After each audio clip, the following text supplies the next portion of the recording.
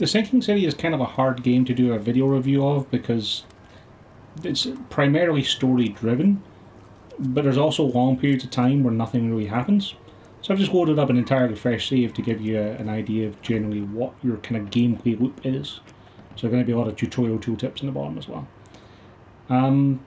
It's kind of an adventure game of sorts, except with less of a point-and-click inventory of picking things up and using them to solve puzzles, and more of a thing about just trying to find out where things are. Like, you enter areas like this one, where it's an investigation zone. Let's see what you find, newcomer.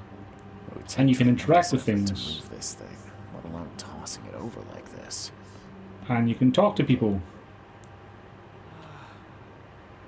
And the dialogue's relatively well written. It's okay. And you can ask them questions about what happened. And you can catch people out in lies from evidence you've found around the place. But we're just going to fast forward through this because, you know...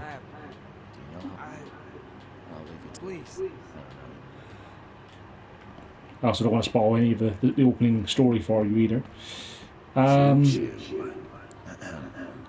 You do a lot of scavenging for items because you have to find items to craft to be able to make literally anything in the game, because you don't find much in the way of ammunition.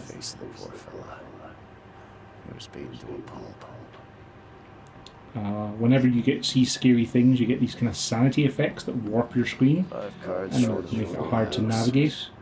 And sometimes some random things will appear and spawn. The main gimmick of it is that because it's a Cthulhu adventure, sometimes you get this kind of fisheye effect around your screen to use a mind's eye, and you can interact with things to see glimpses of the past.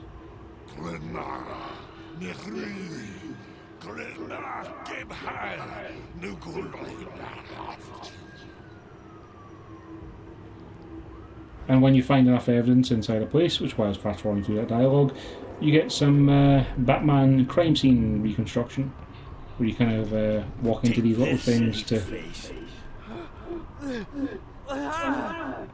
What's happening?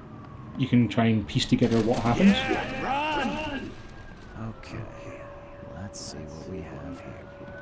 And none of these are particularly complicated to work out. I got every single one of these in the first try because you're just piecing together the order of events that generally have dialogue suggestions. When Gordon woke up, he was not himself. He attacked the fishermen and his hysteria spread to them. When he got wounded, he fled. And you have a thing called the Mind Palace, where you combine things together to try and figure out what's going on. So like for instance, blue shot without warning. And it lets you piece together clues.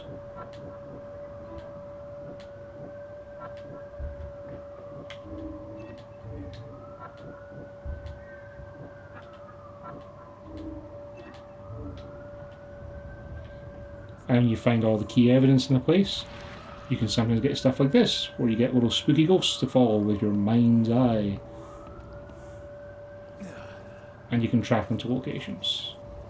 And they'll point out clues or help you find keys. And sometimes there's like walls that are illusions that you can see through with your mind's eye and stuff like that. And it's all interesting enough. Like, this is the strongest part of the game, is the investigation side of stuff.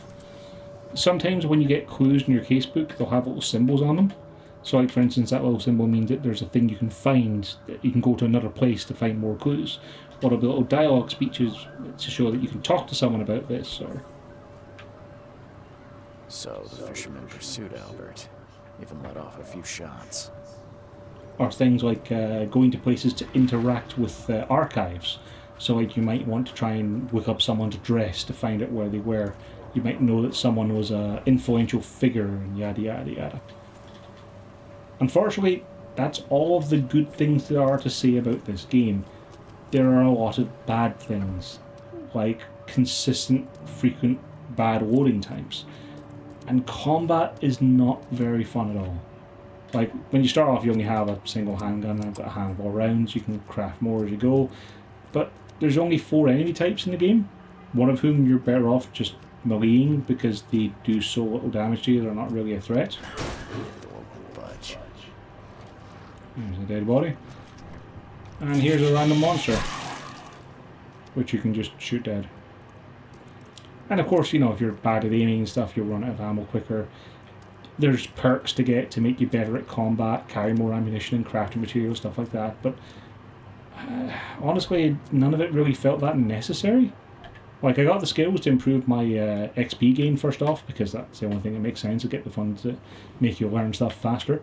And I ended up getting almost every skill in the game, apart from a couple that I didn't have the XP for because I didn't grind them out, of stuff like you take less damage from fall damage. You know, they're just not that exciting.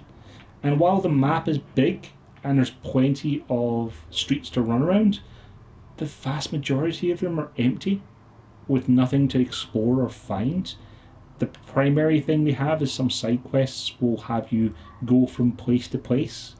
Like, you'll have a thing, you find some letters in your first quest for side quests, and you go to places to investigate and find what was causing hallucinations and stuff like that. But it's just not that interesting, because again, you mostly just spend your time warping between fast travel points, going from place to place, going into a room, finding a letter, and then leaving again. And it just gets very tedious very quickly. So I can't recommend buying this game, definitely not at full price. It's got some heart, but the gameplay is just not captivating enough to keep you going.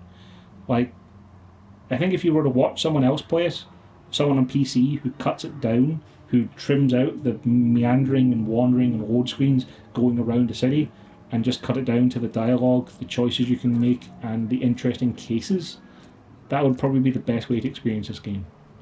Or someday if it goes on PS Plus. But otherwise, I can't recommend playing it. It's just not any fun to play.